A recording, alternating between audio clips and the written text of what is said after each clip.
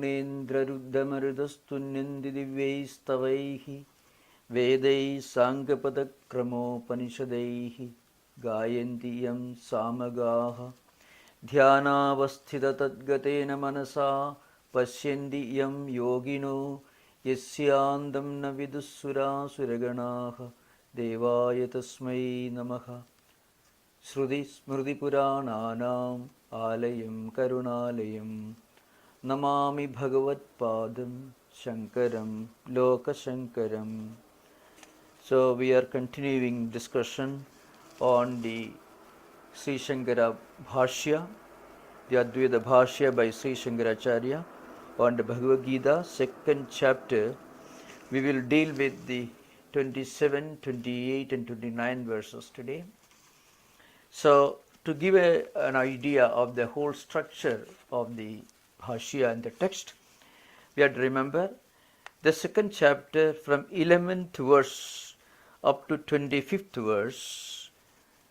There is a very profound discussion of Atma Jnanam, Brahma Vidya, and Lord Krishna makes it very clear to his disciple Arjuna that Brahma Vidya is the only solution to all his problems.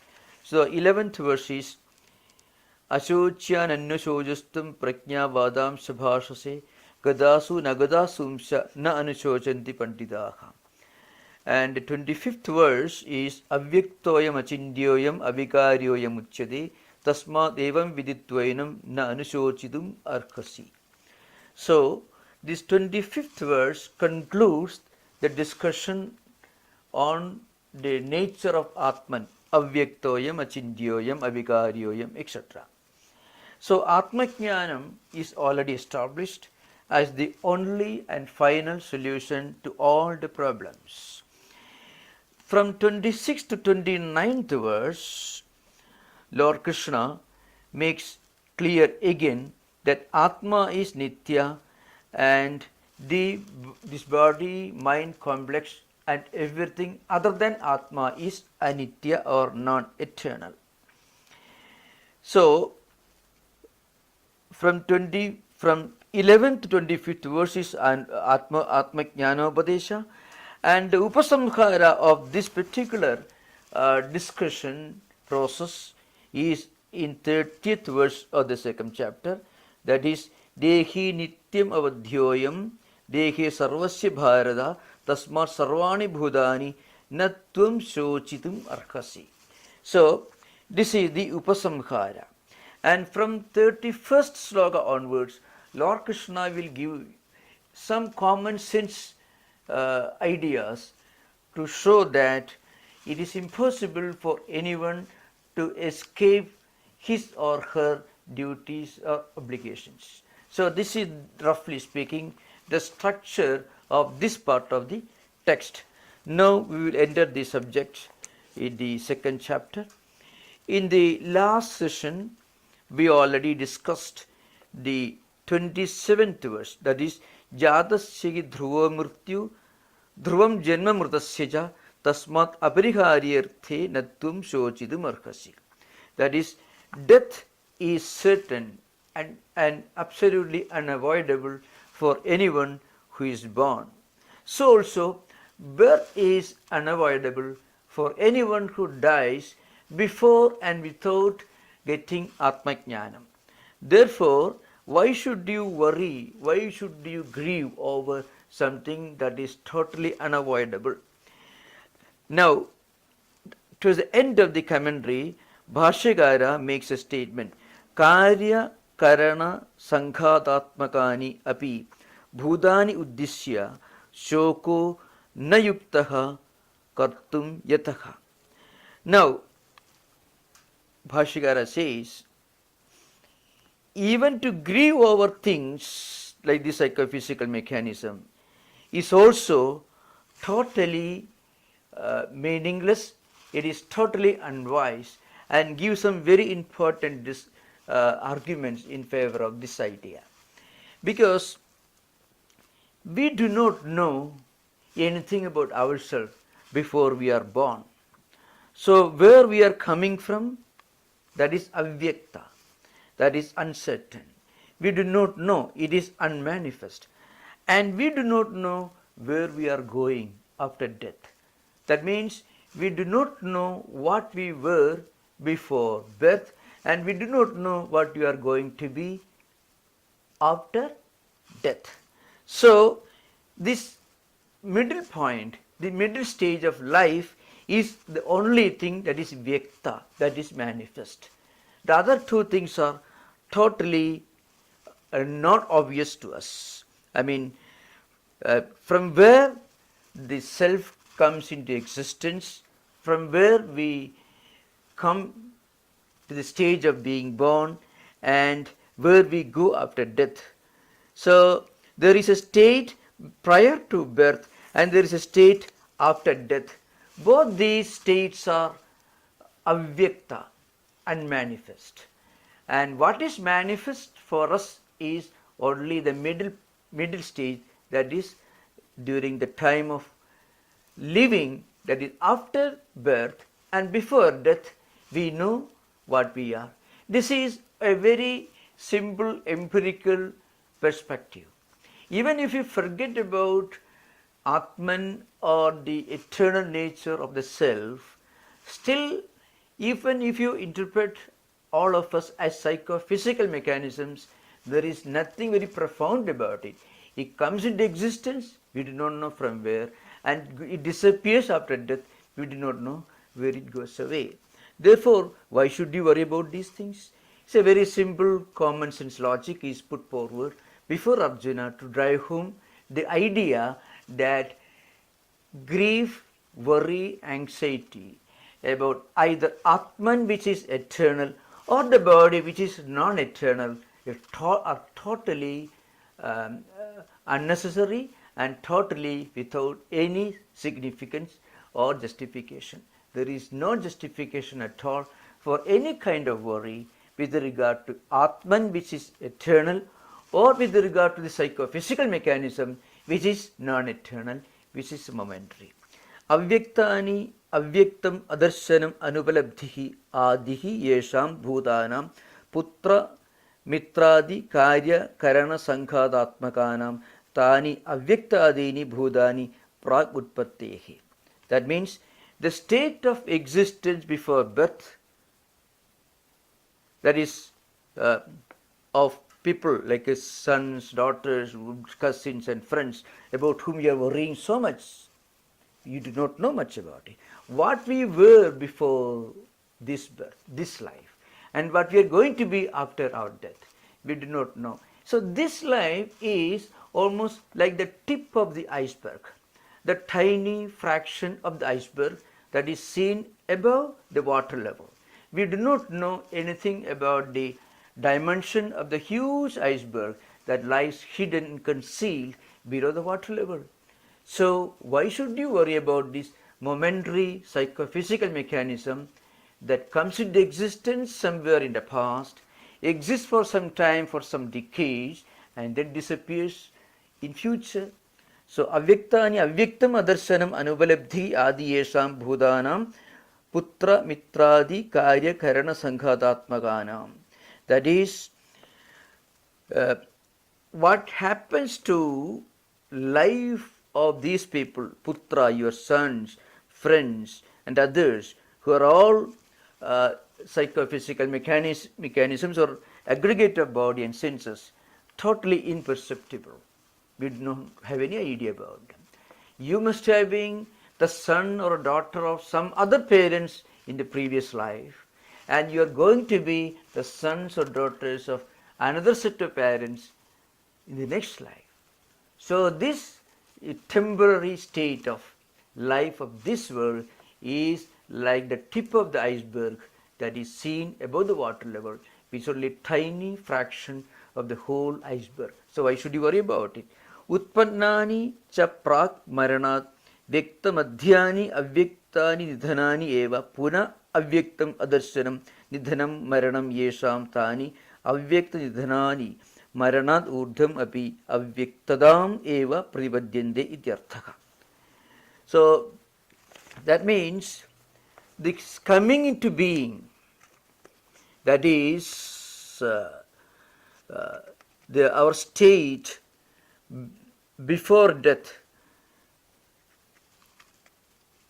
and after birth. That's the only thing that is perceptible. What we are after birth, after we are born, and before we die, that we know. But that's only a tiny fraction of it. But what we are before we are born and what we are going to be after we die, we do not know.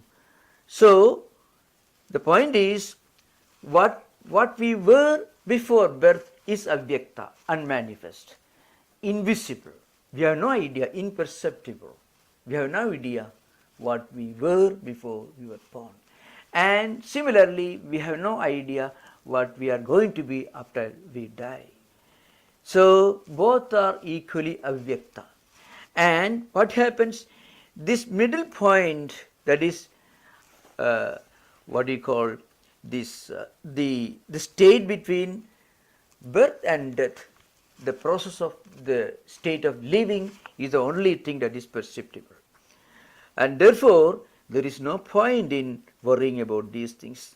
So here, we have to remember, in a way, the Lord, the teacher of the Bhagavad Gita, Lord Krishna, is actually repeating an idea that is given, that is found in another section of the Mahabharata, in the Sanasujadiya section of this huge text which contains more than 100,000 verses, is repeated here. Adarsanam tad apadidaha punascha adarsanam gataha na asau tava na tasya tvaṃ vṛtha ka paridevanā. So, this is a verse that is found in the Mahabharata. That means that which has come from imperceptibility or invisibility, the unmanifest state, and which is going to be imperceptible after some time, why should you worry about this particular middle state? There is no point in worrying. So, the Bhashyakara continues, tatra ka paridevanā ko va pralapaha. Why lament about these things? Now, if you look at life as a whole, you find most of our problems are due to one very simple and very significant problem in the human mind. We expect what is obviously imperfect to be perfect. And we try to see perfection and continuity in things which cannot be perfect, which are transitory. And out of this, all this lamentation comes, paridevanā. Tatra ka paridevanā is a statement in the Mahabharata. So why lament about these things? So most of our problems in empirical life, even if you look upon life as a whole, we often try to see perfection and permanence in things which are inherently imperfect and inherently impermanent. We may know intellectually. For example, when people become too much worried when they lose money, they know intellectually perhaps that money is not something everlasting. But still, when they really confront a problem which involves loss of money, they forget this intellectual fact. It is called, avarana and viksheba aspects of Maya come into full play. Very often the unreal nature of the unreal is concealed, and in its place a kind of imaginary perfection or continuity may be imposed upon this. So what happens? We expect the money and wealth and all these empirical achievements and tools for enjoyment should be there all the time without any change, which is really not possible. Even in the intellectual understanding of this reality may not always be very helpful, because for some mysterious reason in life, when we confront real life situations and problems, the real truth is often forgotten, and we expect all these empirical things which are naturally and inherently imperfect and changeable. We expect them to be perfect and unchanging. We expect that money should be always there, wealth should be always there, health should be always there. Health will not be always there because every year or from time to time our body undergoes changes due to changes in the cells, metabolism, all will undergo change. As a result, body will change, health will disappear, one may fall sick, one may lose money, today's job we may lose, we may have to wait for some time to get another job. So during this intermediary period, we forget the truth that all these things are impermanent. They are not meant to be permanent. They are by their very nature impermanent and non-everlasting. Therefore, Arjuna gets into this problem of grief. Lord Krishna says, therefore there is no point in worrying about anything, even about the psychophysical mechanism which comes and goes. Tatra ka paridevanā ko va pralapaka. So here is a adrishta, drishta, pranashta, bhranti, bhūteshu, bhūteshu ityarthaka. So, adrishta is something, after death, the body becomes adrishta. And before birth, it was adrishta. It is drishta only after birth and before death. So, adrishta or avyakta before birth, and adrishta and avyakta after death, drishta or seen, experienced, visible only between birth and death. This we know intellectually, but frequently what we know intellectually very well may not always help us in real life. What our intellect is fully convinced about should become our attitude, should become a philosophy of life, should help us in confronting day-to-day real life situations. Then only Vedanta or philosophy or spirituality will become practically useful in our everyday life. So very often some other commentators tell us, well, the people whom we meet in this life are like travelers whom you meet when you are taking a road from one place to another road. Suppose you are traveling through a forest, you may come across fellow pilgrims, fellow travelers. After reaching the destination, you may not see them again. You disperse and all of you separate and you may not see them again. And we don't expect them to see us again, and we don't expect to see them again. If we travel by plane or by train, we may talk to passengers, we may meet friends, we may meet temporary acquaintances in the airport or railway stations. But after some hours, when we reach the destination, they go their way and we go our way. We know we are not going to meet them again, and we don't worry too much about it. Like that, people whom we meet in our everyday life should be looked upon as fellow travelers. It should not mean, and it doesn't mean, any kind of inhuman insensitivity to fellow human beings, not at all. When extreme attachment or obsession becomes a kind of spiritual enslavement, then this great philosophical truth, and which is a truth of real life experience also, should come to our rescue. I mean, all those whom we meet today, we may not meet tomorrow. And all those things that we use today, that we possess today, we may not have tomorrow. So we need not worry if we lose sight of certain people or certain things. They are bound to change, and they are bound to come and go, bound to appear and disappear. The Bhashyakara continues, and he says, this great spiritual truth is extremely difficult to conceive, to understand. because mostly remains an illusion to many people. So durvikñeyeha ayam prakrita atma kim tvameva ekam upalabhe sadharane bhranti nimitte katham durvikñeyeha ayam atma iti aha. Now here there is a very interesting discussion in some of the classical commentaries. One great commentator, his name is Madhusudana Saraswati, who is a very prominent figure in the history of Advaita Vedanta philosophy. So, while introducing the 29th verse, he makes some very interesting point. He says, well, Arjuna may think that he is being singled out by Lord Krishna for this rebuke. Well, it is possible because Lord Krishna sometimes becomes quite strong in the use of his language.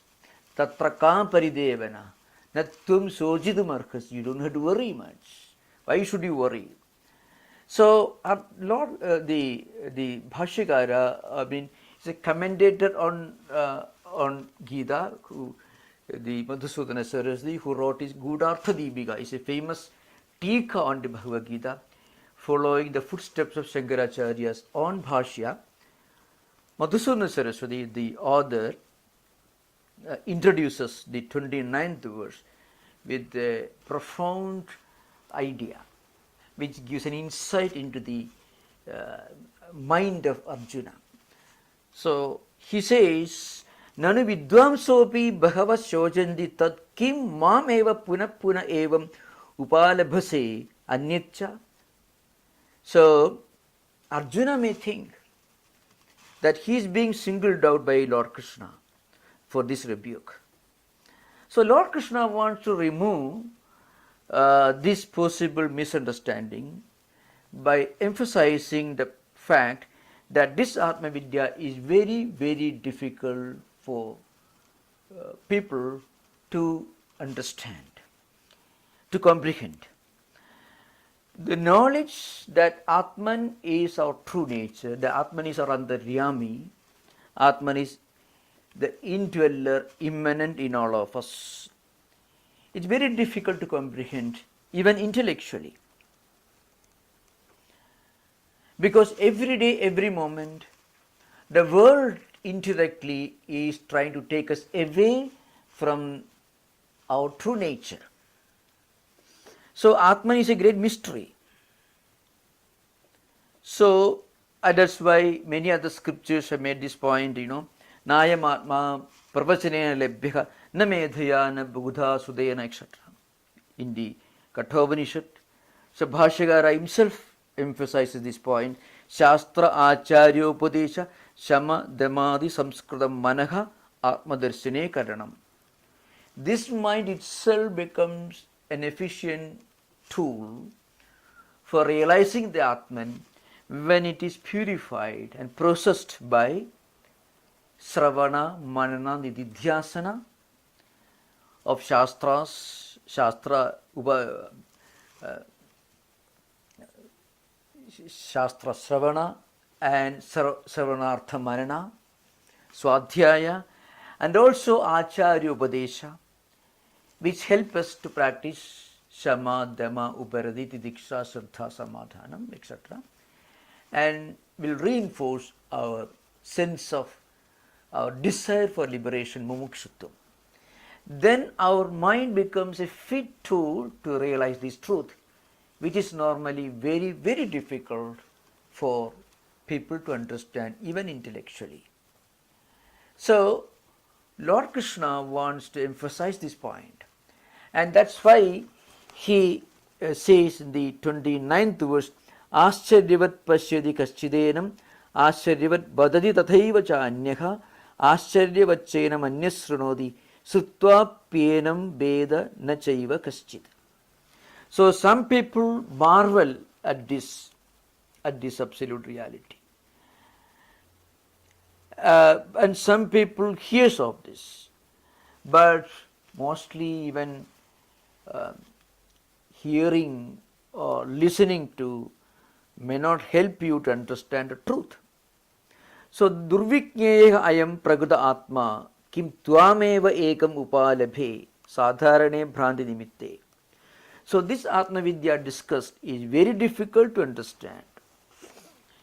So, it is possible to understand only if we evolve in our own spiritual life. So, Madhusudana says, Nanu vidvamsopi bhagava shojanti tat kim mam eva punapuna evam upalabhase anyaccha. So, he enters Arjuna's mind and is trying to bring out the possible thoughts going on in Arjuna's mind. That is, oh Lord, why are you rebuking me again and again that you should do this, as if I am not able to understand? So, in order to remove these wrong notions in Arjuna's mind, Lord Krishna begins the 29th verse. Madhusudana goes further. Vaktureva hi tajātyam sroda yatrana buddhide idi nyayat. This is a maxim. Vaktuhu eva hi tajādyam sroda yatrana buddhide. That is, if a person doesn't fully, if a sroda doesn't understand things, then it may be because the Vakta, the exponent himself, may not be very proficient. Tvaṃ apradipattihi api mamanadoshaha.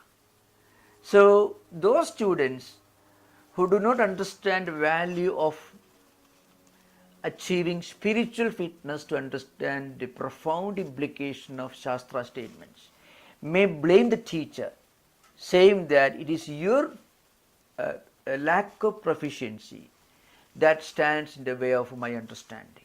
I am not able to understand because your exposition is not profound or effective enough. Tut vajanartha pradipatti api mamanadosha. It is not my fault. It is, the problem is with the way you try to explain. So that's because the student or the reader or the Bhagavad Gita or the Bhashya may not fully realize or understand the significance of becoming spiritually and intellectually and mentally fit to understand the true meaning of the sacred statements of the Gita or Gita Bhashya. So unless we evolve spiritually and emotionally, we will not be able to understand even the intellectual implications of these profound statements of scriptures. So that's a very profound idea that Madhusudana puts forward for our benefit. So the verse is this: Ascharyavat ascharyaṃ adushtapurvam adbhudam akasmāt drishyamanam tena tulyam ascharyavat ascharyaṃ iva enam atmanam pashyati kaschit. So some people may see this Atman as a marvelous, as a something, a great marvel, adrushtam, not seen earlier, not seen previously. And some, after having seen all of a sudden, may observe and consider this Atma as a wonder. Akasmāt drishyamanam tena tulyam ascharyavat ascharyaṃ iva enam atmanam pashyati kaschit. Some others may see this as a great wonder. Ascharyavat enam vadati tatha eva cha anyaha. Some people who may not understand Atman, who may not be able to realize Atman because they have yet a long way to go before attaining Chitta Shuddhi. Well, they may speak of this as a great wonder, and also hear as a great wonder. But even by hearing, by seeing and speaking, no one understands the true nature. In other words, the truth is, our understanding of the absolute reality very often depends upon our own spiritual evolution. That's why very often we find, as we evolve in our own spiritual life, we are able to read greater meaning, see much more profound significance in the scriptural statements. When we read some statements in the Bhagavad Gita, Bhashya of Shankaracharya, or the Gospel of Sri Ramakrishna, for example, as we evolve in spiritual life, we will be able to read more and more profound meaning into those statements. The statements remain the same, but we are able to go deeper and deeper into the significance of those statements. So, our concept of the absolute reality evolves as we evolve in our own spiritual life. So, a very profound statement is made here.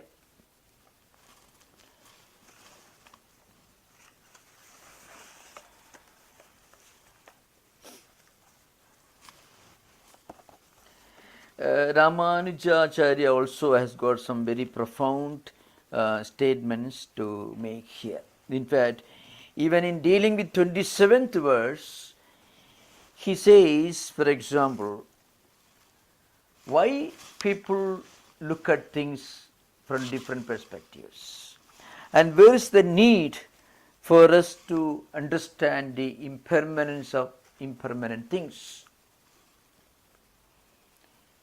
The truth is, our understanding of the absolute reality is very often our understanding of the supreme truth.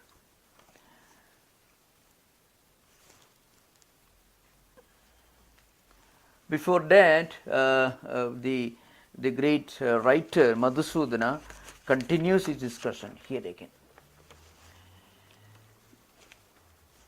So he says, Yatha swapnendrajaladu pratibhasamatra jivanani śocitumarhasi nadu jnanat prag urdham va sthidani drishti srishti abhivagamat.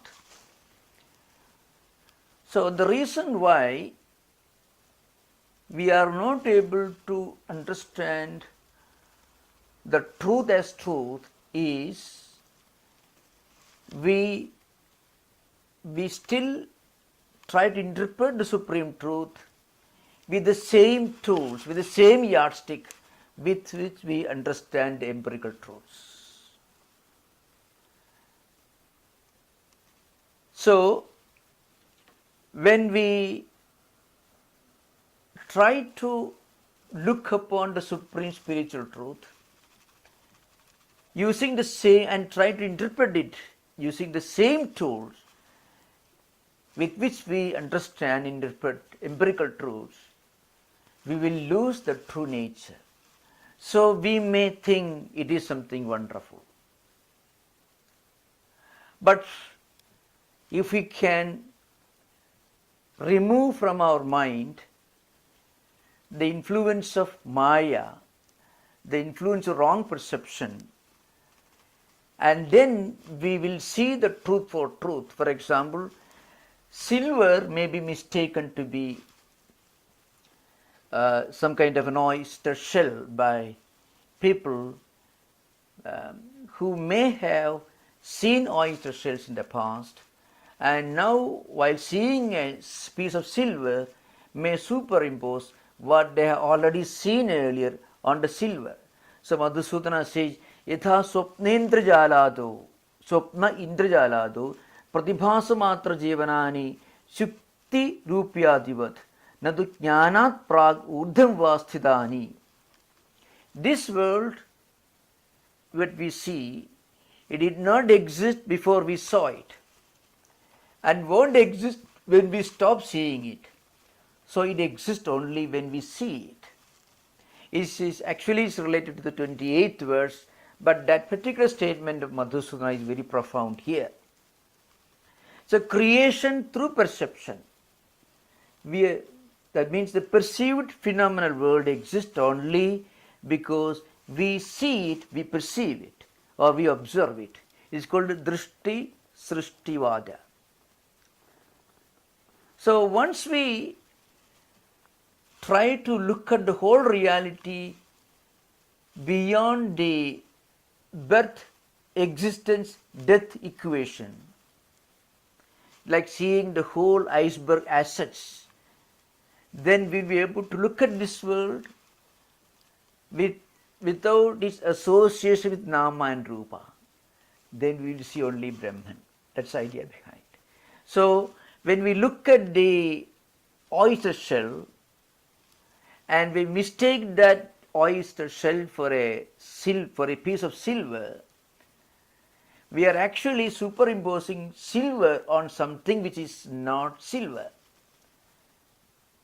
But if we can keep our mind away from the nama rupa dimension of silver, then we will see the oyster shell for what it is. Otherwise, everything else is seen as we see things in a magic. The things we see in a magic did not exist before the magician came there and won't exist after the magician has left. Those things are seen only when the magician is there for a short time, when he plays the trick. Ado ante chayan nasti vartamanebi tat tatha idi nyayena madhye api na santi eva etani na asuto vidyate bhavo idi pragutescha. So what did not exist before it came into existence and won't exist after it disappears from our vision doesn't exist even when it appears to exist in front of us. That means we can look at things beyond the time, space, cause equation, beyond the Shadvikaras, that is Jayadi, Asti, Vardhade, Viparinamode, Apakshide, Vinasidi, etc. When we look at this world itself, without its association with Nama and Rupa, time, space and causation, then we will see only Brahman, nothing else. This is a very profound statement. So, durvikñeha ayam pragudatma. So, the reason why people mistake this Atma as something wonderful, something inconceivable, something mystifying, some kind of a mystery, even after hearing, even after reading a lot about it, even after thinking about it, it's because they are not able to dissociate nama and rupa, name and form, time, space and causation from this phenomenal world. That's the idea behind. They see only the nama and rupa reality. They are not able to see the asti, bhadi and priya dimension. They are able to see only nama and rupa. And then they're surprised, because they look at the transcendental reality through the same prism, the same glasses with which they perceive the phenomenal reality. So they say it is something one beholds and it's a marvel. Atman is not something wonderful. Atman is the only reality, is our true reality, is our true nature. There is nothing mysterious about it. That's our true understanding, that's true Sarupa. That's why Ramanuja has some very famous, very profound statements in this context. We shall try to explain Ramanuja's views on this 27th verse, which is very important even in understanding the meaning of 29th verse. So Ramanuja says, Utpatti vinashadeha sato dravyasya avastha visheshaha tandu prabhudini drivyani santi eva rachana vishesha yuktani padādīni uchyante asatkaryavadina api etavat eva upalabhyate nahi tatra tandu samsthana vishesha atirekena dravyantaram pratiyate. So Ramanuja makes a statement here. He says birth, origination, destruction, all these are merely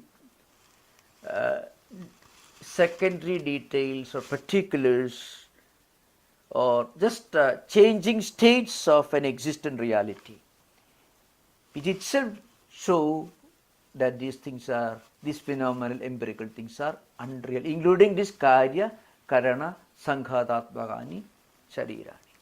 So Krishna, Lord Krishna is repeating the same idea. You're worried about your friends, you're worried about your people, because you see them only as human bodies, psychophysical mechanisms. They originate, they are born, they come into existence, then they disappear, they vanish somewhere, and between these two states they live. So they are not eternal. So that's why Ramanuja says, Utpatti vinashadeha sato dravyasya avastha visheshaha. Every existent reality has got these different states of existence: origination, destruction, growth, etc. And he gives an example. You have to remember, Ramanuja belongs to the school of Satkaryavada, but Parinama school of Satkaryavada, who believe that the effect pre-exists in cause. And he gives the example. Tandu prabhudini dravyani santi eva rajana vishesha yuktani padadeni uchyante. So thread, etc. They do not really exist. When they are arranged in a particular manner, they are called cloths. And again, if you tear them down, they are again called tandus, threads. So these are changing states, which are not absolute states of reality. So, and he says, not only that, even those who are opposed to this view, those who believe in Asatkaryavada. So Asatkaryavada implies the idea that every effect is a new creation. It's called Arambhavada, which is held by Naiyayikas and Vaisheshikas. They believe that every effect that comes into existence is a new product, a new creation. It has no relationship at all with the cause. This is called Asatkaryavada. Satkaryavadins believe that effect pre-exists in cause. Effect is nothing but either the real change or apparent change of the cause. So according to Advaitins, it is apparent change of the cause, which is called Vivartavada.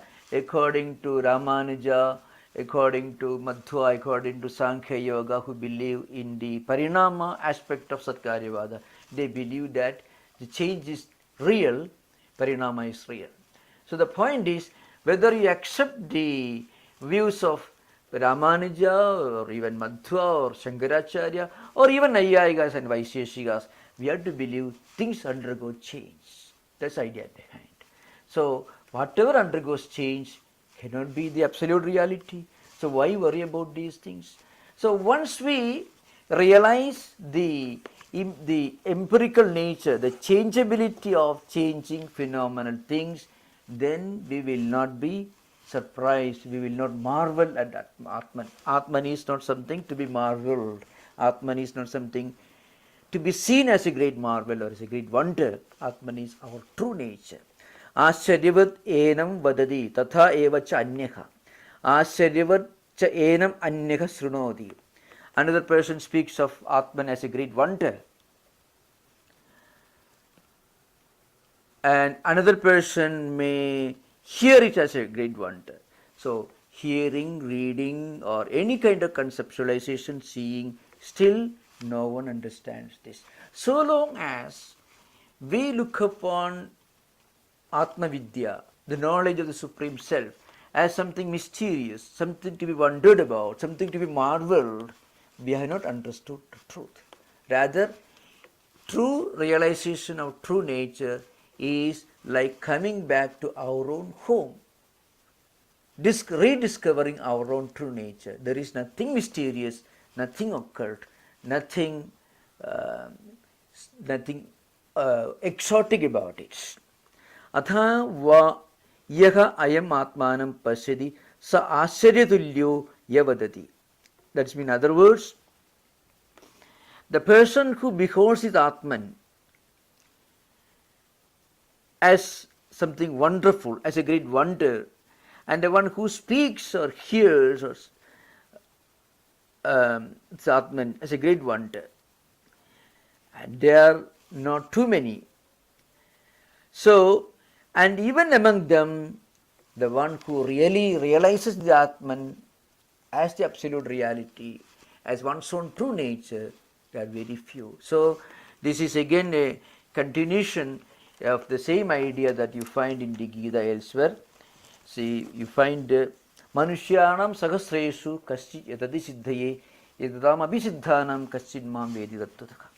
So, those who take an interest in reading about Atman, hearing about Atman, talking about Atman, they are very few. Among them, those who realize the Atman is still very few. That's why, Vishtabhyaham idam Krishnam ekam shena sthido jagat ta edavanasya mahima. You find in the different scriptures, you find idea that everything in this world is an expression of the Atman. But at the beginning, we may think it is something transcendental, something wonderful, something to be approached from a distance, to be striven. But once we realize the truth, we suddenly come to the true conviction that it is our own true nature. We have not left our home. We wrongly imagined we have left our home. We wrongly imagine that we are not Atman. We wrongly imagine that we are this body, we are this body-mind complex, we are this mind, intellect, and so on. So, the one who really understands his true nature, understands that he has not left his home. He wrongly imagined that he left his home and went somewhere and returned. But a person who realizes, Atman realizes that it was something that was hidden from him, and a false idea was projected, avarana and vikshepa.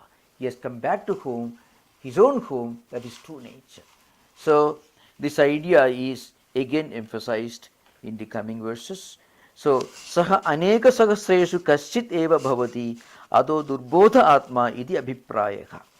So, the one who beholds his self, who understands the Atman properly, is very rare. At the beginning, there may be tens of thousands of people who may take to spiritual philosophy, read and understand this is something wonderful. So, their number is very, very small compared to those who do not turn to spiritual ideas at all. Those who are satisfied with this world, those who think of life as a journey in this physical body that begins with birth and ends with death. That's a majority of people.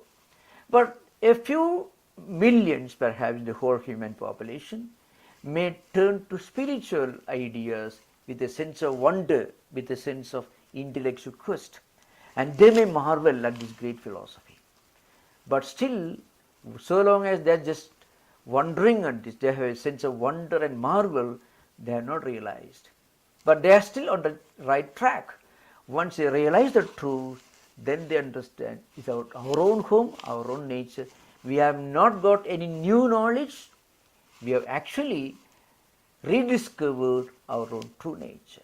That's why Bhashyakara says elsewhere, Atmajnanam, realization of our own true nature, is not something that is processed or manufactured or attained or just evolved. It is not vikarya, samskara, utpadya or apya. It is not vikara, it is not a result of making something by changing its nature, vikara. It is not samskara. It is not a result of samskara. It is not samskaryam. Moksha or atmajnanam is not samskaryam. Like in a refinery, you refine the crude into oil. It's not like that. And it's not vikara, just like you through change from milk you get yogurt or buttermilk. It's a vikara. Or maybe from oil seed you manufacture oil. It's a vikara. And it is not going from one place to another place, leaving one place behind. No. You are actually rediscovering the true nature that you are. You are actually coming to the wrong notion, just removing the wrong, you are actually removing the wrong notion and attaining the right notion as to what we are. And again, it is not leaving something behind and going somewhere. It is not the result of some kind of change or evolution. It is just rediscovering our own true nature, which we somehow forgot for some time. So that's a unique, profound teachings of this part of the text. Om Shanti Shanti Shanti Harihi Om Tat Sat Sri Ramakrishna Arpanamastu.